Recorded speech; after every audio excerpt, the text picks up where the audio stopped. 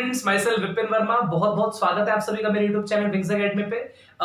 मेरे बच्चों, last lecture आप लोगों ने न्यूमेरिकल्स पे देखे होंगे कि कैसे मैग्नेटिक फील्ड को कैलकुलेट किया जाता है डिफरेंट डिफरेंट कंडक्टर्स के लिए, चाहे वो एक सर्कुलर कॉइल हो, चाहे वो सेमी सर्कुलर कॉइल हो, चाहे वो क्वाड्रेंट हो, या हमारा स्ट्रेट फाइनाइट कंडक्टर हो या इनफाइनाइट हो।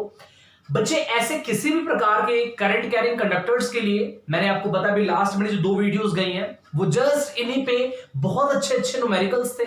आप जरूर जाकर के वो वीडियो देखिए, बहुत ज्यादा बेनिफिट आपको उससे होगा। बच्चे, आज की हमारी वीडियो इस चैप्टर के बिल्कुल फ्रेश एंड न्यू टॉपिक पे है, जिसमें बच्चों हम क्या पढ़ेंगे जरा वो आपको पहले क्लियर कर दूं, फिर कुछ थोड़ा सा रिलेट करूंगा कि हम ये चीज पढ़ रहे हैं तो कहीं पढ़ा है कैसे पिछला हमने, ऐसा ही कोई रिलेवेंट टर्म कहीं पढ़ी है क्या हमने। मैं आपको याद दिलाता हूं बच्चों, इलेक्ट्रोस्टैटिक्स में आपको याद होगा कि जब एक चार्ज पार्टिकल इलेक्ट्रिक फील्ड की प्रेजेंस में मूव करता था तो इलेक्ट्रिक फील्ड उस पर एक फोर्स लगाती थी। Exactly F is equal to Q into E, जिसकी वजह से वो एक एक्सेलरेशन अटेन करता था और वो होती थी फोर्स अपॉन मास। और जब फोर्स को रखूंगा QE बाय M तो हमारा आंसर आता था एक्सेलरेशन का कि QE बाय M। तो इसका कंक्लूजन ये था कि हमने ये सीखा कि कोई भी चार्ज अगर इलेक्ट्रिक फील्ड, खासकर यूनिफॉर्म इलेक्ट्रिक फील्ड की प्रेजेंस में अगर मूव करता है तो इलेक्ट्रिक फील्ड उसको एक्सेलरेट तो करती है, साथ साथ उसके पाथ को भी चेंज करती है, और वो पाथ होता है पैराबोलिक शेप का। कौन सा होता है बच्चों?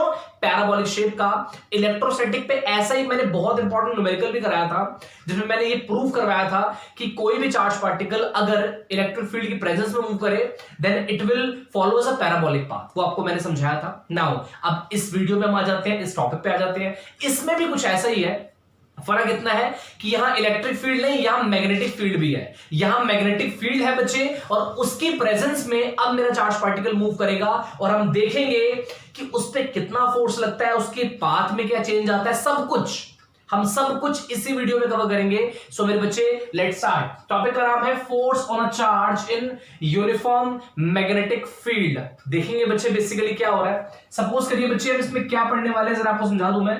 बच्चों, मान लीजिए ये हमारे सामने यूनिफॉर्म मैग्नेटिक फील्ड आपको दिख रही है, जस्ट लाइक दिस, है ना बच्चे। इसके अंदर मान लीजिए कोई चार्ज प्लेस्ड है ना।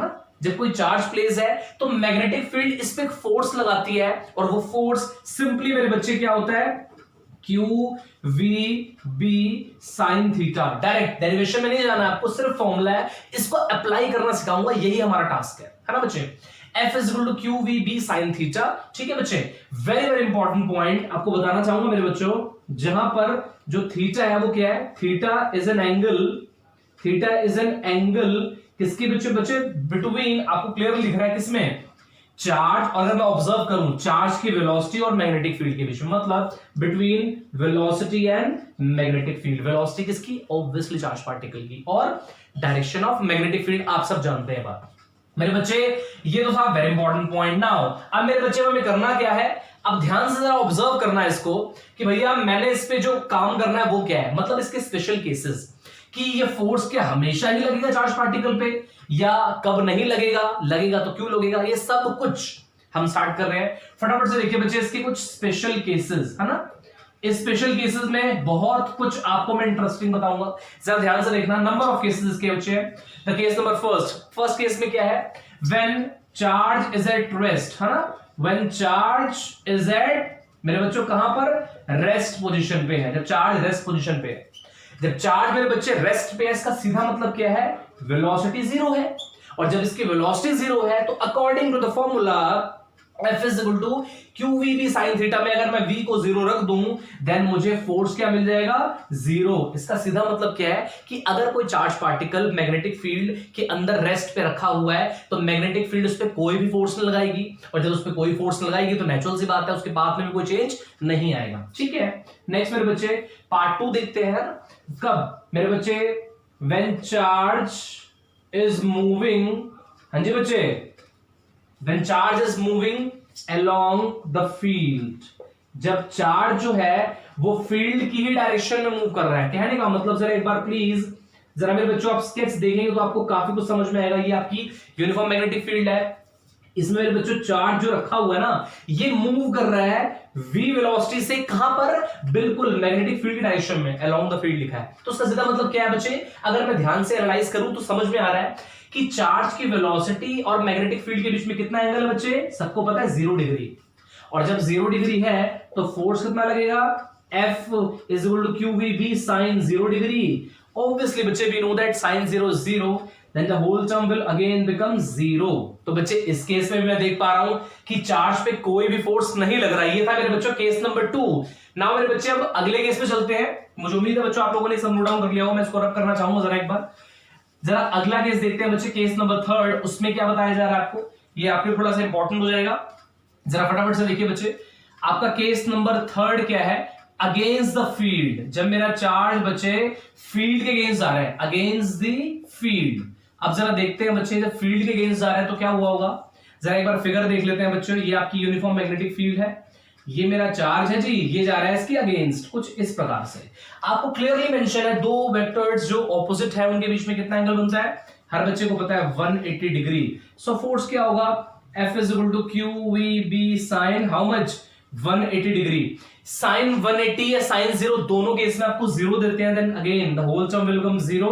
अगेन इस पे भी कोई फोर्स नहीं लगेगा, चार्ज का पार्ट, चार्ज का जो पाथ होगा बिल्कुल वही होगा जो फॉलो कर रहा होगा स्टार्टिंग से। मतलब अगर ये इधर जा रहा है तो ये विदाउट एनी डेविएशन इधर ही जाएगा मेरे बच्चे, ठीक है। नाउ केस नंबर 4 मेरे बच्चे, ये ध्यान से देखिएगा, वेरी वेरी इंपॉर्टेंट केस है, मजा आ जाएगा इस केस में आपको। केस क्या है, when charge particle, when charge is moving, क्या मेरे बच्चे, when charge is moving perpendicular to UMF। मेरे बच्चों UMF क्या होता है, यूनिफॉर्म मैग्नेटिक फील्ड। ओके बच्चे जरा ध्यान से देखिए, यहीं पर कर रहा हूं उसको मैं, कि जब मेरा चार्ज पार्टिकल जो है वो फील्ड के परपेंडिकुलर मूव कर रहा है कुछ इस प्रकार से, ये वेलोसिटी है, ये मेरी जा रही है मैग्नेटिक फील्ड, आपको दिख रहा है बच्चे, इनमें कितना एंगल है, 90 डिग्री। तो मेरे बच्चे अगर यहां पर एंगल 90 डिग्री है तो जरा चेक कर लेते हैं फोर्स कितना लगेगा, F is equal to QVB sin 90 degree.